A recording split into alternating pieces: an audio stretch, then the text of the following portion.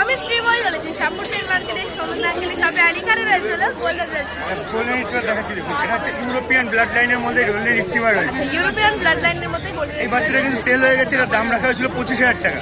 দাম রাখা হচ্ছে বাচ্চাটা বডি ওয়েট আছে 7.5 কিলো প্লাস। বাচ্চাটা ধরে দেখুন, ধরো অনেক হেভি। একদম একদম। শুনুন, যারা ভালো কাস্টমার আছেন আসুন। দামটার জন্য যদি আপনি ভাবেন দাম কম দামে নেবেন, তাহলে দাদা ওরকমই ভুগতে হবে। কম দামের জিনিস নিলে ভুগতেই হবে। পয়সাটা ভালো জিনিস নিতে গেলে ভালো দাম দিয়ে নিতে হয়।